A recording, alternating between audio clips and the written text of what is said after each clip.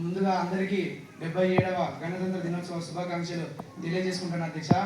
మా ప్రభుత్వం అధికార కుర్చీ నుంచి పుట్టలేదు, ప్రజల గుండెల్లో నుంచి పుట్టింది.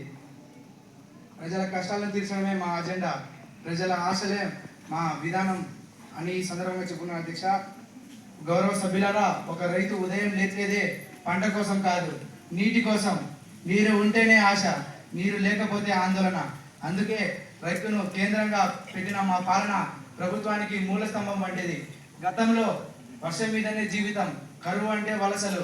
ఈ పరిస్థితిని మార్చేందుకే మా ప్రభుత్వం ఒక నిర్ణయం తీసుకుంది అధ్యక్ష. సాగునీరు పెంచితేనే రైతు నిలబడ్డాడు, రాష్ట్రం నిలబడుతుంది. నేడు ప్రాజెక్టులు, చెరువులు నిండాయి, పంటల విస్తీర్ణం పెరిగింది. ఇది మా ఘనకార్యం కాదు అధ్యక్ష, ఇది మా ఘనకార్యం కాదు అధ్యక్ష.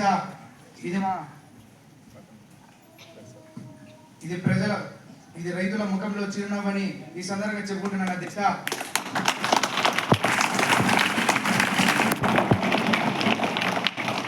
కొంతమందికి అభివృద్ధి అంటే రోడ్లు, భవనాలు బాగుండడం, కానీ మాకు అభివృద్ధి అంటేనే పొలంలో పంటలు, యువత చేతిలో పని, ఇంట్లో భరోసా. అందుకే పారిశ్రామిక మరియు వ్యవసాయ రంగాలను సమతుల్యంగా ముందుకు తీసుకెళ్తున్నాం అధ్యక్ష. నా రాష్ట్ర యువతే నా ప్రభుత్వ బలం. అందుకే విద్యలో పెట్టుబడి, నైపుణ్యంలో శిక్షణ, ఉపాధి అవకాశాలు ఇవి హామీలు కావు అధ్యక్ష, ఇవి అమలవుతున్న కార్యక్రమాలు. గౌరవ సభ్యులారా, ఒక మహిళా శక్తిని ఎన్నడూ దయతో చూడవలసిన అవసరం లేదు. ఆమెకు అవకాశం ఇస్తే ఆమె ఈ సమాజాన్ని కూడా మార్చగలదు.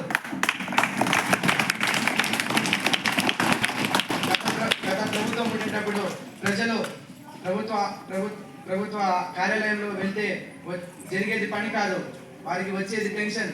కానీ మా ప్రభుత్వం వచ్చినప్పటి నుంచి ఆ టెన్షన్ తగ్గించి వాళ్ళకి పని జరిగేటట్టు చూసుకున్నాం అధ్యక్ష. ప్రతిపక్షం అంటేనే శత్రువు కాదు అధ్యక్ష, విమర్శలు మాకు అడ్డంకులు కావు. ప్రతిపక్షం వారు మంచి చెబితే ఏ పక్షం నుంచి వచ్చినా స్వీకరించడానికి మా ప్రభుత్వం సిద్ధమే అధ్యక్ష.